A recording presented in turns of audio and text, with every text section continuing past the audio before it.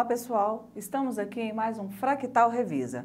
Meu nome é Fabiana Moreno e hoje nós vamos estudar sobre força elástica. Vamos ao quadro.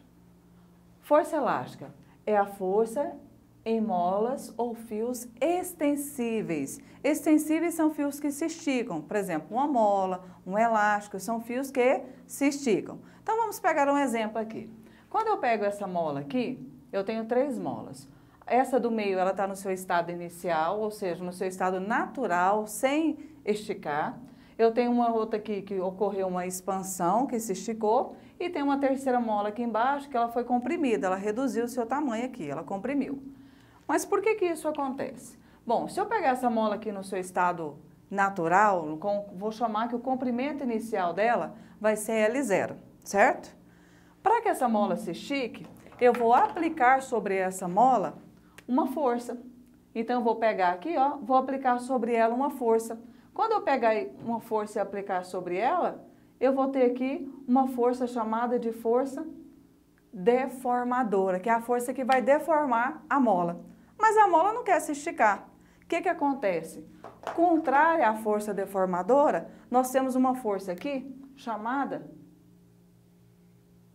uma força na mola, chamada de força elástica.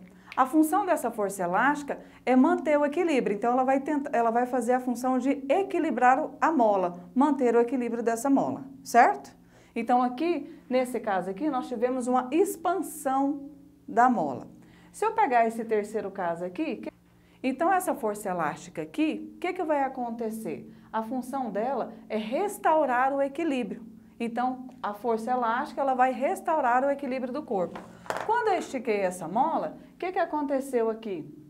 Ela aumentou o seu tamanho. Ela aumentou o seu tamanho esse ponto aqui, ó. Desse tamanho aqui. Esse tamanho que ela aumentou é chamado de variação no seu comprimento, que é o comprimento final. Nós sabemos que variação é o final menos inicial. Então, o comprimento final menos o comprimento inicial. Essa variação de comprimento também a gente pode representar ela por x. Então, eu posso falar que o ΔL vai ser o x, que é a deformação sofrida pela mola, o quanto essa mola se deformou, certo?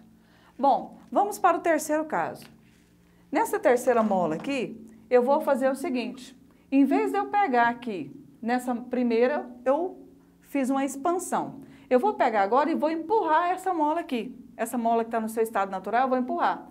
Quando eu empurrar ela, eu vou aplicar uma força deformadora. O que vai acontecer? Ela comprimiu. Então, essa mola aqui, ela se comprimiu. A mola, novamente, ela não quer ser comprimida. Então, ela vai exercer uma força aqui sobre a mola, que é a força elástica, sempre contrária à força deformadora. A mesma coisa aconteceu aqui, ó. Se nós observarmos, o tamanho inicial era esse aqui. O que aconteceu aqui? Essa mola comprimiu. Esse tamanho que comprimiu é chamado de variação de comprimento, que também pode ser chamado, que é o comprimento final menos o inicial, a mesma coisa. E essa variação de comprimento pode ser chamado de x, que é a deformação sofrida pela mola.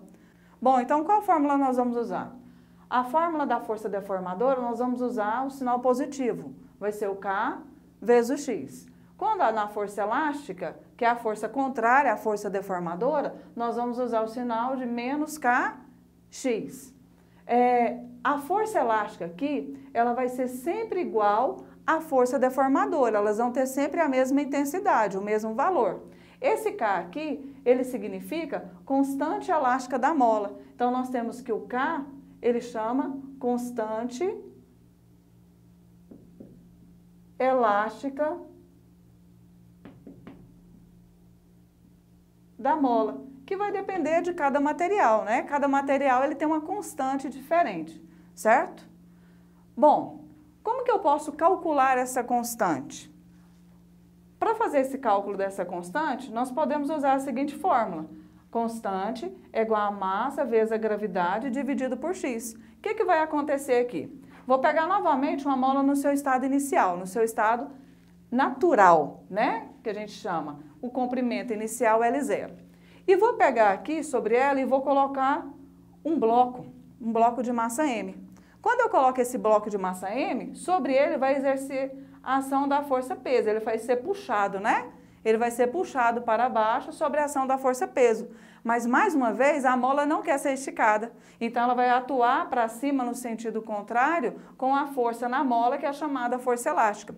A função dessa força elástica não é manter o equilíbrio? Então, a força-peso ela vai ser igual ao quê? A força elástica, vai se equilibrar. Então, eu vou ter que o módulo da força elástica vai ser igual ao módulo da força-peso. Quem que é a força elástica que a gente viu? Força elástica é o K vezes X, é a constante elástica vezes a deformação sofrida. Então, é K vezes X. O peso nós já estudamos anteriormente, que é a massa vezes a gravidade. Se eu isolar aqui o K, o número que está multiplicando a variável passa dividindo. Então, eu vou ter massa vezes a gravidade dividido pela deformação sofrida pela mola, certo? Bom, agora nós vamos estudar sobre o gráfico. O gráfico força vezes a variação do seu comprimento, ou seja, a deformação sofrida pela mola. O gráfico da força em função da mola, o que ele vai nos dar? Bom, se eu tenho aqui, eu falei que a variação de comprimento é o X, é a deformação sofrida pela mola. Se eu pego aqui a fórmula, eu tenho F, K, X. Então, eu tenho no gráfico a força e tenho no gráfico X, que é o mesmo ΔL. Então, quem que o gráfico pode me dar? Ele vai me dar o valor da constante. Em qualquer ponto aqui, a constante ela vai ser o mesmo. O próprio nome diz constante, não é? Então, eu vou pegar, se eu pegar a força e dividir pela deformação 1, eu vou ter uma constante. Se eu pegar a força e dividir pela deformação 2, eu vou ter a mesma constante, certo? Vamos aos exercícios. Questão número 1.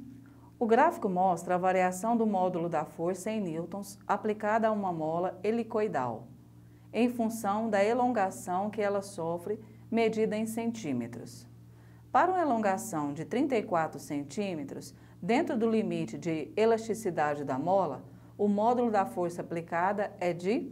Bom, pessoal, então, de acordo com a leitura, nós temos aqui o gráfico onde ele fala, quando a força aplicada é 4 newtons, nós temos uma deformação de 10 centímetros. Ele quer achar qual o valor dessa força quando a deformação aqui chegar a 34 centímetros. Bom, para achar a força, nós temos que ter a constante. Mas como eu disse para vocês, a constante elástica da mola no gráfico é sempre a mesma. Então, a gente vai utilizar esse gráfico para achar a constante e logo depois a gente pode achar com a mesma constante a força. Então, aqui eu fiz o cálculo para a constante. Então, eu tenho que a força deformadora vai ser igual a constante vezes a deformação sofrida pela mola.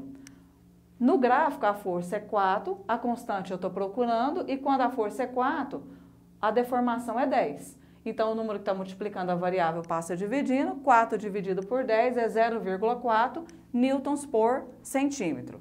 Portanto, nós temos que a força, quando a mola for 34 centímetros, vai ser a constante vezes a deformação. Então, a força vai ser a constante, que é sempre a mesma, 0,4, e a deformação, que é 34 centímetros. 0,4 vezes 34, nós temos 13,6 newtons, certo? Vamos para mais um exercício. Questão 3, Mackenzie, São Paulo.